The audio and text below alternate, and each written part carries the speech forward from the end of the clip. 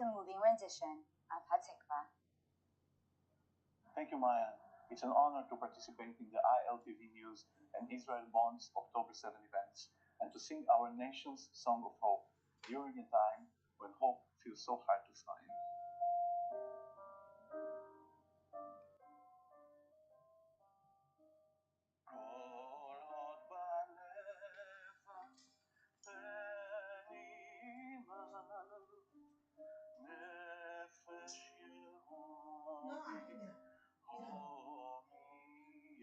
Chicos, si estaba llorando, yo pensé que querías hacer algo.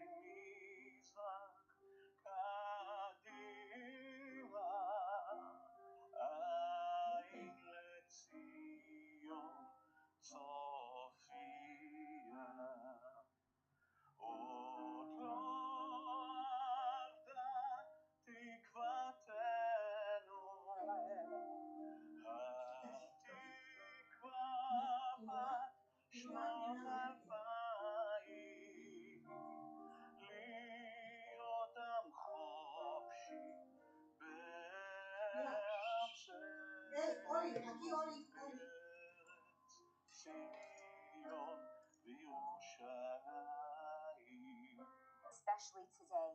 Thank you, David. Now, I would like to proudly introduce the President of the State of Israel, Mr. Isaac Herzog, who will share heartfelt remarks on behalf of the State of Israel. We come together now to mark 1 year to the most brutal massacre of Jews since the Holocaust.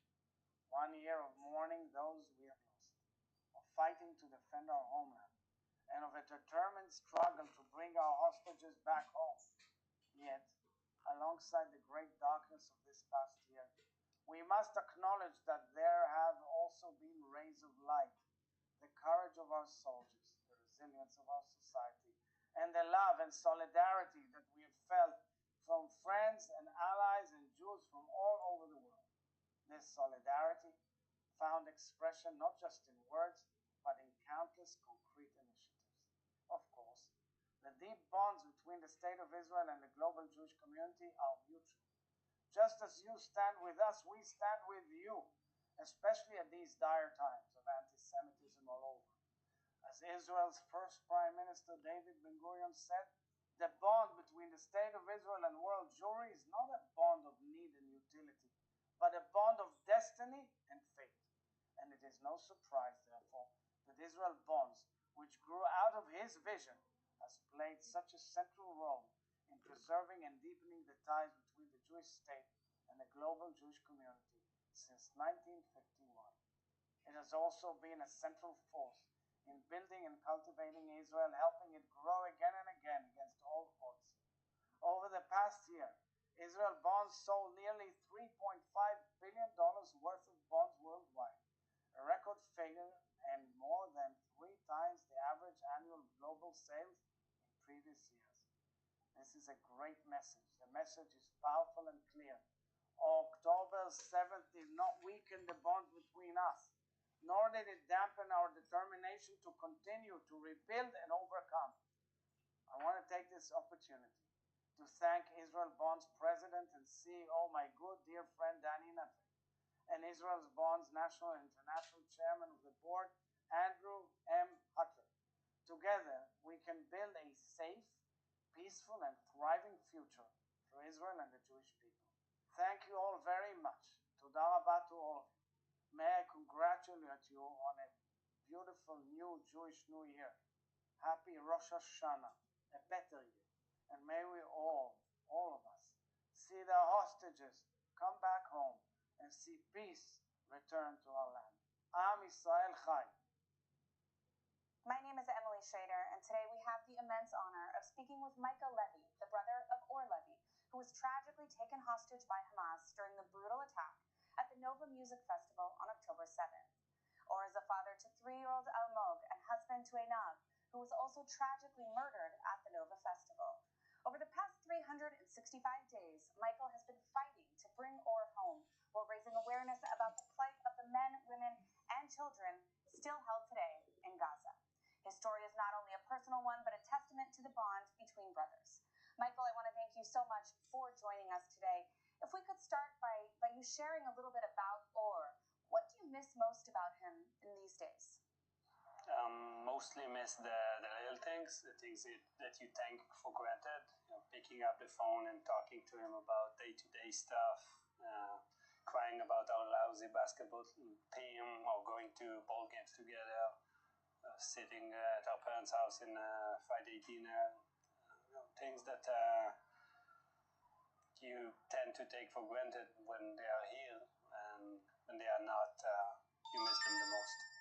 Now, Or was kidnapped from the Nova Music Festival, where we know, tragically, Einab was also killed. What prompted you to go look through all of this footage in the immediate aftermath? And how did the family respond to this initial tragic news? It was a huge shock at first. It took us a few days to understand what happened. I pretty much started looking at the footage and the videos that were out since Sunday, or since the 8th. We had to understand where it was. Now we know it was the most famous bomb shelter, but then back then I didn't even know where it was. So we had to discover everything, including identifying car license plates, talking to people, trying to figure out what happened, because they were missing for a few days. Now, obviously, this has been a traumatic experience for the whole family. What is it that keeps you going on days when the pain seems unbearable? And the fact that you know that you have a nephew or as a son that needs his father. I know it is difficult. Sometimes it's not easy to wake up and keep going, but I know I have a mission. I promised my parents to bring him back, and I promised myself and my girls to bring their uncle back, and I just can't stop until he is back. Now, you personally have been on a mission to raise awareness, of course, for Or's situation in Hamas captivity, but also for all of the hostages. And you've emphasized many times that this is not just an Israeli issue, but an international one as well. How has the international community responded to this issue? And how has the Israeli community received the news of what's been happening in the past 365 days? As everyone probably knows, the Israeli community is amazing. One of the few good things that happened out of October 7th is people that unite, that people that left everything behind and just doing everything they can in order to help us and the entire community. The international community is also very supportive. At least the people that I've met are very supportive. They show solidarity. They don't always do enough, I guess, because we all can do more, including myself. But they are sympathetic. They do understand that what we have here is something that can happen all across the world, and this is the main message I try to show the international community. Now, how has Or's son, Almog, how has he responded to all of this tragedy and not having his parents around in the past year? I think that's the most difficult thing, dealing with day-to-day stuff. Almog wants his parents back. Unfortunately, we cannot bring Einab back, but his father is still alive. He misses him every day, but at the same time he's starting to forget. Now when we show him pictures of all, he sometimes thinks it's me. He calls my other brother Dad because he's with him all the time. So those little things are things that it's something that you don't even think about until you have to deal with it. Now, if Or could hear you right now, what is the message that you would like him to hear? I just want him to know that we are strong, we are keeping Almog safe and happy, and we will do everything we can to bring him back. We won't stop until he is back. Thank you so much for sharing with us, Michael, and thank you for all the work that you're doing to bring Or and all the hostages home. We are all praying and hoping for his safe return as soon as possible. Thank you. Under Dani Nevez's leadership, Israel Bonds has not only continued its mission of supporting the economic strength and prosperity of Israel, but is also meeting the challenges our generation faces. 1 year after the tragic events of October 7th, Dani is here to share how Israel Bonds has rallied global support for Israel. Its new Invest in Life campaign is a powerful initiative that calls on supporters worldwide to make a meaningful investment in Israel's future. Dani, thank you for joining us today. Thank you for having me. October 7th, 2023 marked a dark day for Israel and the Jewish people. What does this day personally represent to you and to Israel Bonds as an organization, and how has it shaped the past year? Yes, a year passed, and we still struggle to comprehend the unimaginable atrocities committed on that day. And we ache for the hostages still held in Gaza. We ache for the families of the brave soldiers who sacrificed their life. What a heavy price to pay, losing a husband, a son, a father. We ache for the injured soldiers who fought with valor and would bear the scars of this war for the rest of their life. And as regard to Israel Bonds, I can tell you that for 7 decades, Israel Bonds' mission was to secure funds for the state of Israel. And we have raised more than $52 billion during the years, ushering Israel into a vibrant startup nation. But since October 7th, our mission has felt more vital, more urgent, more emotional. And October 7th has galvanized Israel Bonds supporters around the world like never before.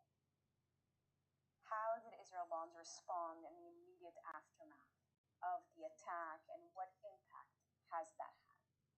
On that heinous day, we initiated a special campaign to support Israel. And I'm grateful and proud to share with you that since the war broke out, we have raised more than $3.6 billion, record-breaking numbers, really 3 times our average annual sales. And these funds have been an essential lifeline in ensuring Israel's economy resilience. But these are not just financials. Investments in Israel Bonds are a strong statement of solidarity with the people of Israel. What has been the most moving part of this journey for you personally, if I may ask? Probably meeting investors from all walks of life has been incredibly moving, from bar mitzvah and bat mitzvah students, bank CEOs, local governments, treasurers, and individuals investors, and the overwhelming desire to make an impact in Israel's time of need is inspiring. And our investors understand that if you invest in Israel Bonds, you make a bond with Israel. And this collective commitment has shown me that in the face of adversity, the support for Israel is still very strong. Can you tell us a bit more about the Invest in Life campaign and why it's so significant at this moment? As the war continued, we knew that we can and we should do more for Israel. And we initiated that Invest in Life campaign, inviting people to invest at least $107 as a tribute to the victims and the heroes of October 7th. If I may, I would like to call upon each and every one of you. Join this campaign. Make a strong statement of support for Israel. Go to israelbonds.com. If you haven't opened an account, you can open an account today and then move ahead with your purchase. If you already have an account, you may be asked to change your password because we moved to a new website.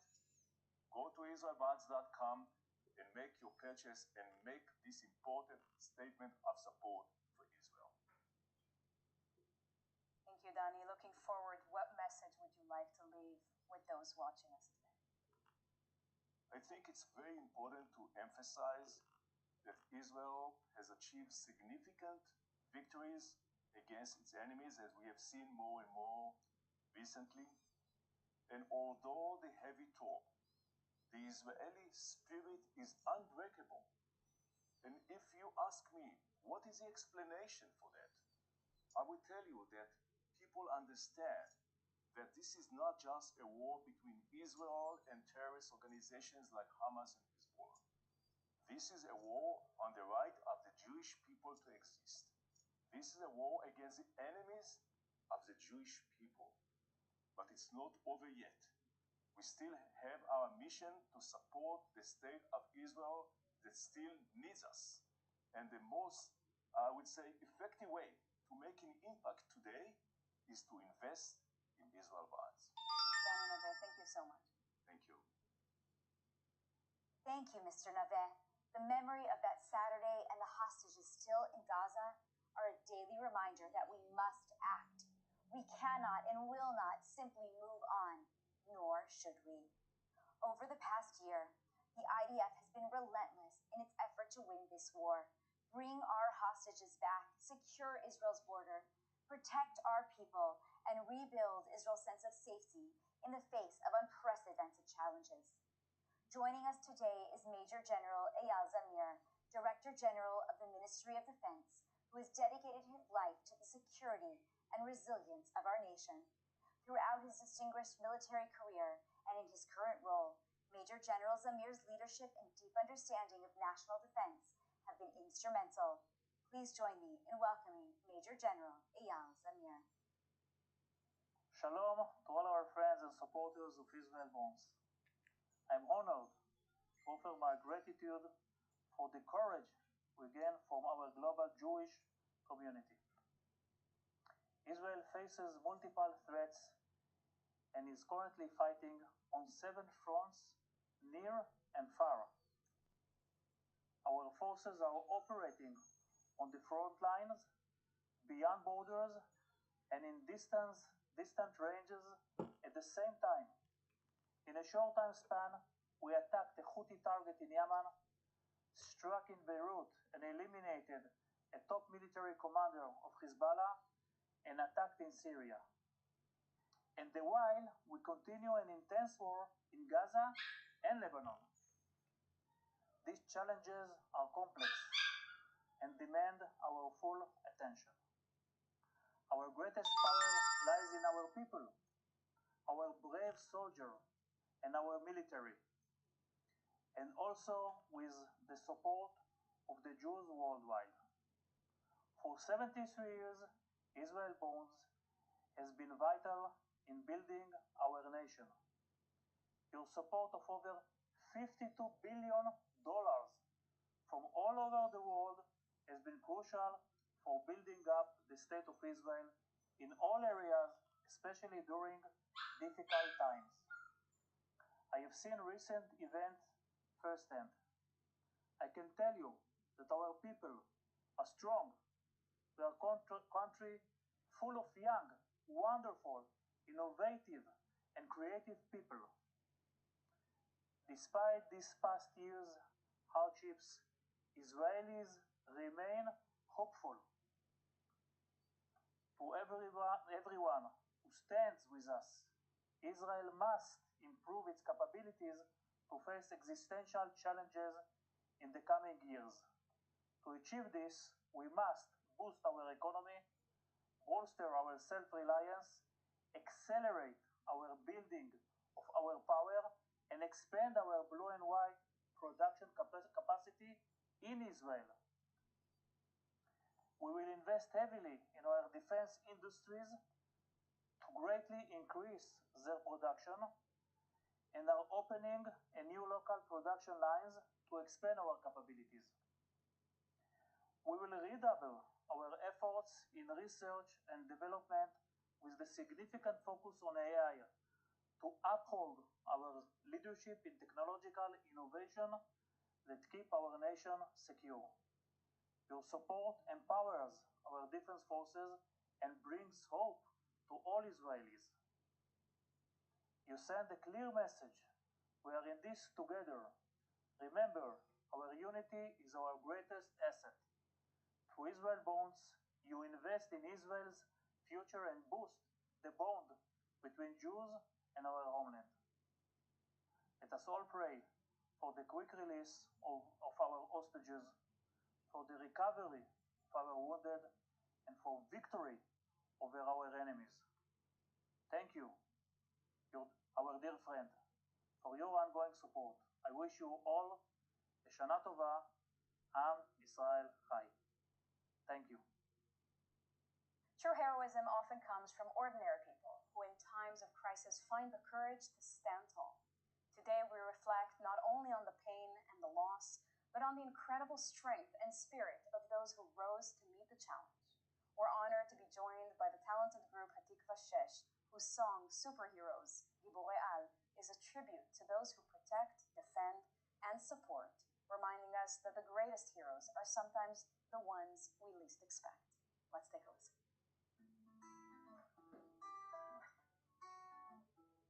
אז המורה לתנ"ך בגבעתי, המורה ללשון מודיעין, השכן מלמעלה קבלן עבודות, אבל חודש כבר במילואים. עורכת הדין היא קמב"צי, עושה משמרות באוגדה. אחיה איש הייטק בכיר, עכשיו הוא צלף על גגות ברצועה. מנהלת הסניף הקשוחה של הבנק, היא סמג"ד ביהודה ושומרון. דורון הוא בעל חנות צעצועים, עכשיו הוא מ"פ בשריון. והמדי שלנו כפרה, שלרוב מזמר בקיסריה. הוא לוחם הנדסה, מתאושש בגבורה, אחרי שנפצע בלב עזה.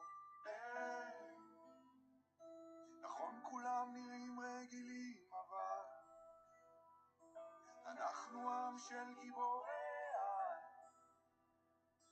בכל אחד תמיד מסתתר חייל, מוכן להציל את העולם.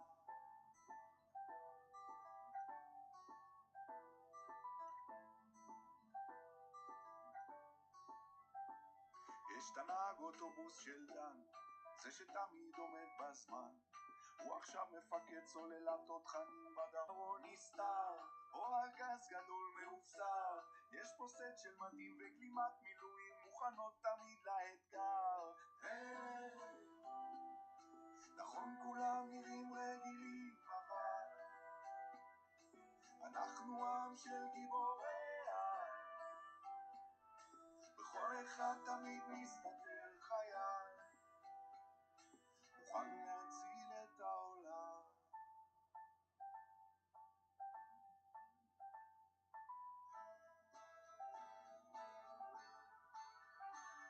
וזה לא משנה אם באמצע חיים או באמצע משחק כדורגל, כולם יעזבו את הכל בשנייה אם יקרא להם הדגל.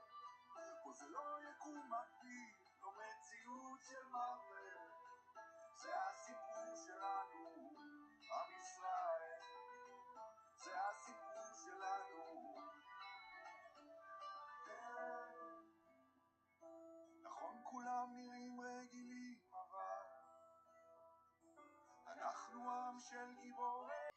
Omri, many ordinary people have been called heroes over the past year. From soldiers to civilians, are there any specific stories that you've encountered or individuals you've met that inspired you while you created this song? We met so many amazing people all over the country since day one of the war.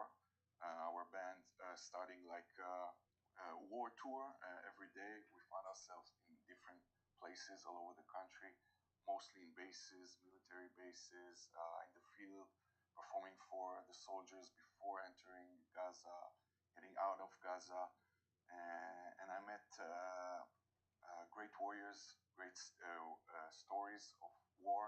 And I can say that I got my confidence back by hearing those great stories of the commanders and the warriors in the fields. And I found true belief that we're in good hands. And I can see the leadership future coming from there, from the IDF, from the commanders, from the great warriors who really fought for our homeland. And that's where I got my strength back. I wanted more to meet them, to hear from them, and to sing for them. And that's, I think, where is the great and amazing strength of Israel. Was there a specific individual that really their story resounded with you? So many, but I think the amazing, the unbelievable story of Idan Amedi, which is a colleague from a musical journey, is an Israeli singer, a popular Israeli singer. Since the day started, he just left his life aside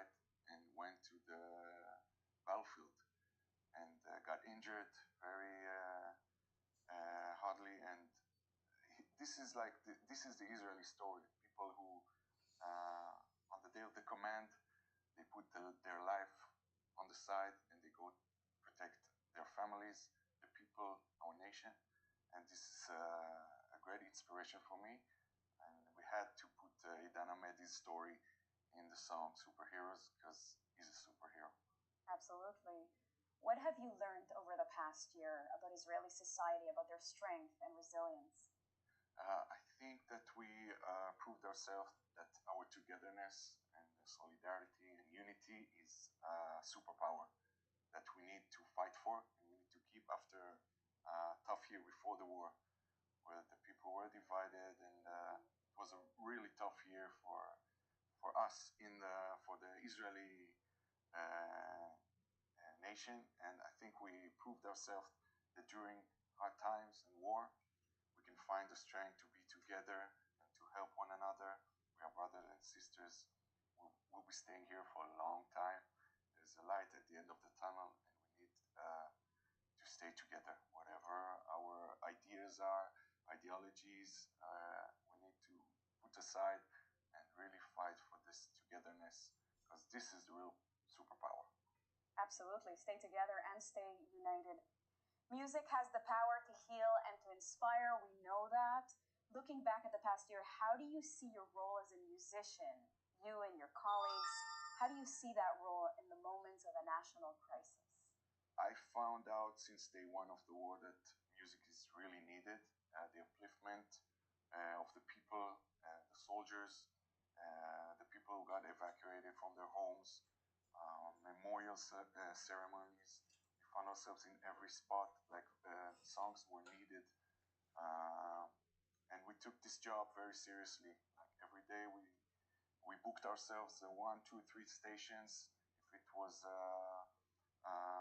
in every area in Israel, we went. Whoever in the band was free joined up, and we performed guitars with any instrument we had available. We were there, and we felt a part. That's the only thing that we know, to play music, to sing, and we felt needed. So we went. We took this like very, very seriously, and we wanted to be part in every place we were called to. This has certainly been a special year, a challenging year, but like you say, also a year of a lot of togetherness, of musical healing, if we speak about your area of expertise. And I hope that you continue to do a lot of good the way you have. Thank you so much. Thank you so much, Ablay, for sharing your insights with us today. We have two very special guests with us today. Staff Sergeant Tomer Yaakov Achimas was a signal soldier for the Gaza Division's Southern Brigade Chief from Lehavim. Staff Sergeant Achimas, a 20-year-old hero, was killed fighting Hamas on October 7th at Kibbutz Nirim. His body was taken captive and later recovered from Gaza by the IDF. Tomer fought alongside Sergeant Kirill Brodsky and their brigade chief, Colonel Asaf Hamami, the commander of the Southern Brigade in the Gaza Strip. Residents of Kibbutz Nirim said that were it not for the bravery of Achimas, Hamami, and Brodsky, the kibbutz would have absorbed an even greater tragedy than it did that Saturday. His father, Moshe Achimas, and his brother, Amir Achimas, are here with us today to tell his story. Moshe and Amir, I know this day is incredibly difficult for you. Thank you for being here and sharing Tomel's story with us. Thank you. Thank you. Can you tell us a little bit about Tomer as a person? What was he like growing up, and what were some of the qualities that made him unique? Tomer, born in Lehavim, grew up in Lehavim. That's a small town near Beersheba in the south of Israel. We grew up, I say we because we were together and everything. I'm Amir's twin brother. We grew up with another 3 brothers and sisters, Eyal, Maya, and Gil, and our mother and father, Moshe and Danat. Tomer was a normal kid. He grew up, loved sports, every kind of sports, especially football, and basketball also.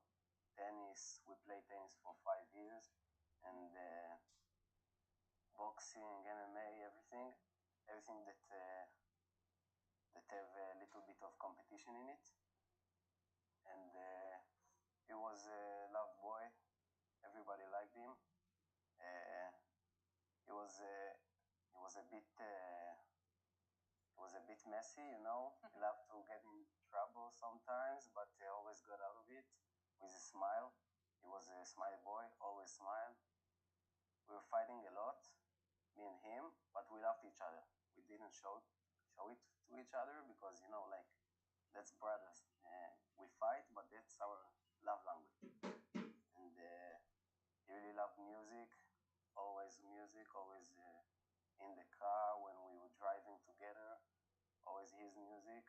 He loved rap, pop, everything.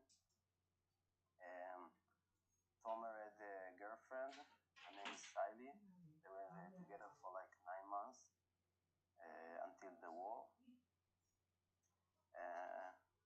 We were doing everything together. The very first time that we were separated was when we joined the army. Me and him, we took different paths. He went to his unit and I went to mine. But that didn't really separate us, you know. When we were on weekends in home, we always talk. When he was on the base and I was at home, we would talk on the phone. How is it? How is the Saturday? We always speaking. And that's it. He sounds wonderful. He was a really brilliant kid, very smart. He did his major in physics and mathematics.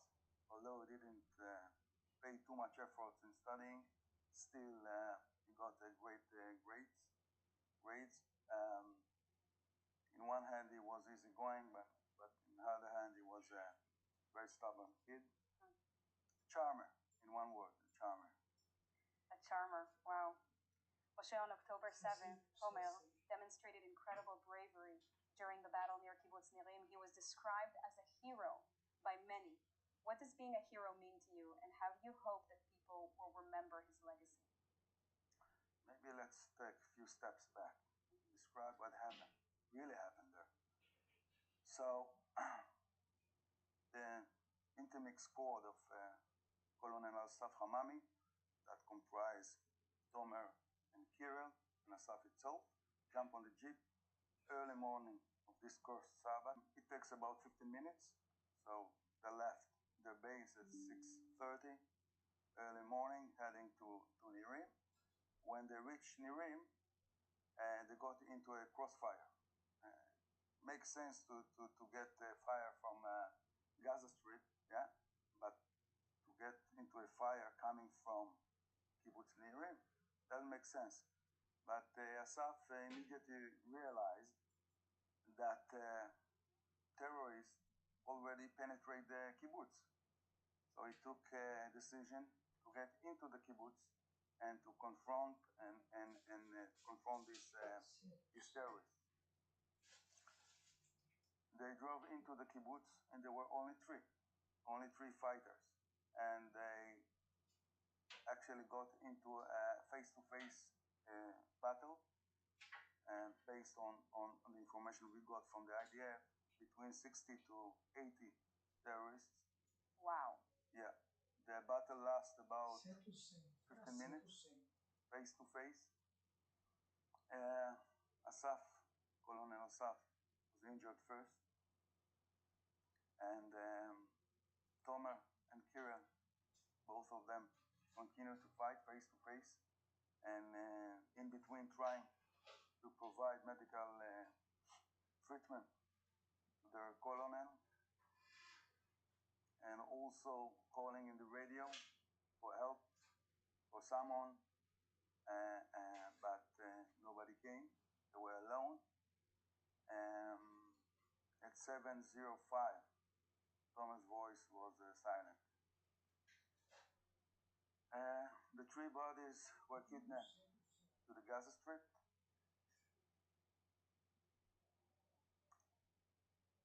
Going back to your question, what does it mean to be a hero? And the three heroes actually demonstrate a very noble values. that we as a society must follow and adapt.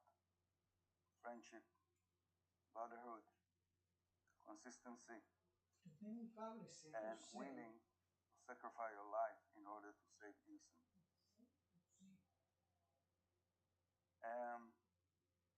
This is bravery. I'm proud of him. He did his utmost in order to save life. And he did. He did. Saved many lives. Saved many lives. Very I want to show you something. That's okay. Okay, this is a shield that the community of Nirim gave us. It's written here in Hebrew. Yeah. The shield of Nirim for the bravery of Sergeant Tomer Achimas for protecting our community. Yeah. Very powerful. Now, it must have been incredibly difficult waiting for news after his body was taken to Gaza. What helped you and your family get through? He didn't say he was killed, yeah. So there was a hope that he's somewhere, someone is taking care of him, and eventually he will come back to us. After almost 2 months, then official came again with a notice that informing us that Tomer actually fell in the battle on this specific morning, and his body is captured by the terrorists in Gaza Strip. So the hope gone. Yeah.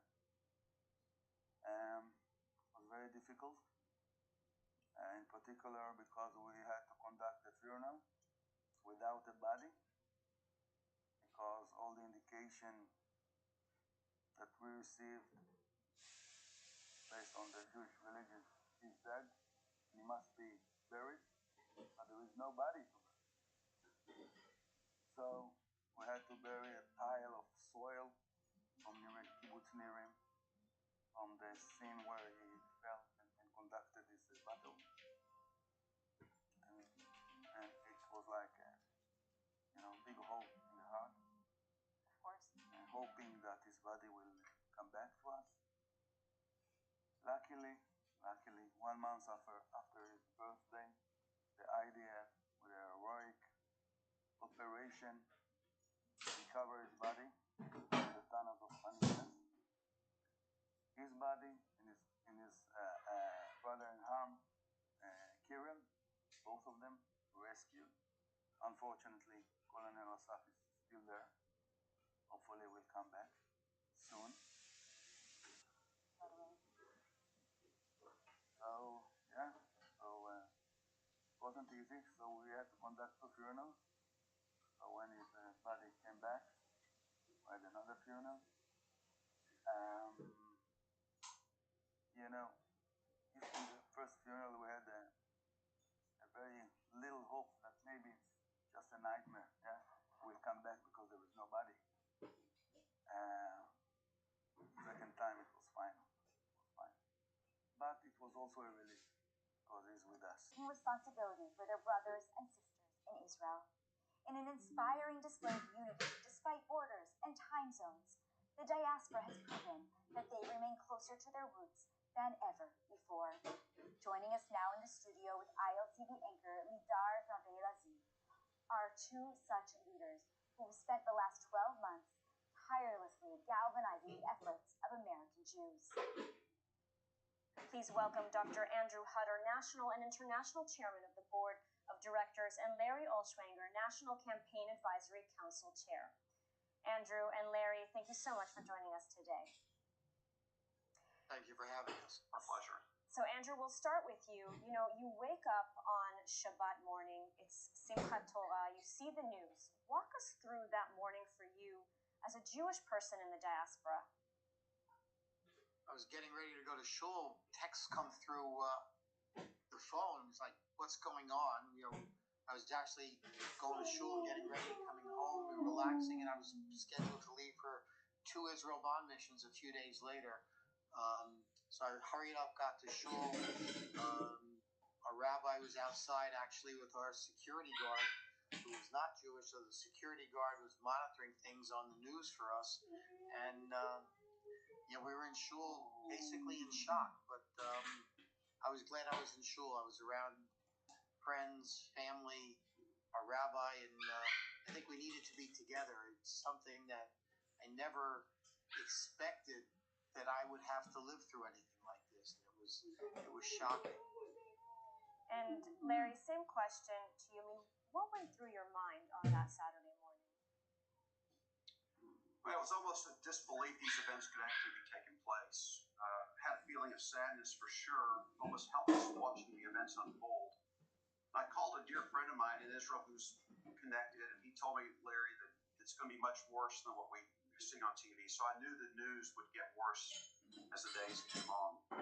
But at the same time, I felt, a sense of pride knowing that our beloved Israel can defend herself, that many of us in the diaspora and leadership roles can help come to aid her support. So I knew my work in pro-Israel activism, especially Israel Bonds, was really going to be a critical role going forward, and that we really needed to. Anti-Semitism since then.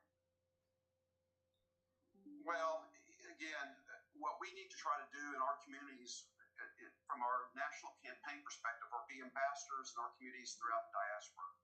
And we want to educate, like I said, people and let them become role models and leaders in their communities to share the truth and the stories of what's happening and to fight against this anti-Semitism, support Israel through all these tangible actions that we can do and our role that we have involved with Israel Bonds. So to me, it re-energized me.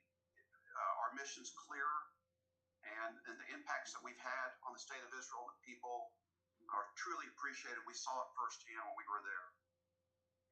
And Andrew, turning to you, what do you think are the most effective initiatives to further strengthen the connections between Israel and the Jewish diaspora? I think with all the negativity out there, the anti-Semitism, making a positive statement. Go online, make positive statements about Israel, show the support for the state of Israel, and invest in Israel through Israel Bonds. Today is October 7th, the one-year anniversary of this horrible event. So we're saying in Israel, invest in life. So make a $107 Israel bond purchase for October 7th. Contact your local representative, or if you have an online account, you can do it through that. I can tell you the importance of buying the Israel bonds, but please contact our staff and they can help you make the appropriate purchase. But every single bond is important. Don't think that a small bond is any less important than a larger bond. Well over 50% of the bonds that are purchased for Israel Bonds are less than $1,000. There is strength in numbers. So please show your support. Please invest in Israel, and please invest in Israel Bonds. Thank you. All right, Andrew, Larry, thank you so much for taking the time to speak with us today.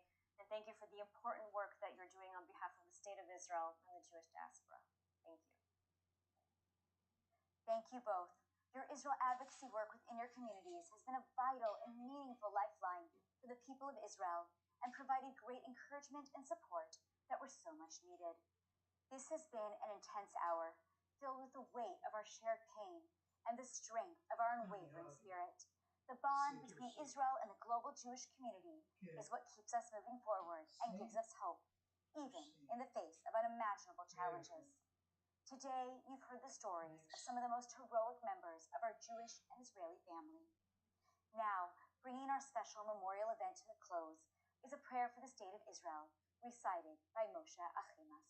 Thank you for joining us. אבינו שבשמיים, צור ישראל וגואלו. ברך את מדינת ישראל, ראשית צמיחת גאולתנו.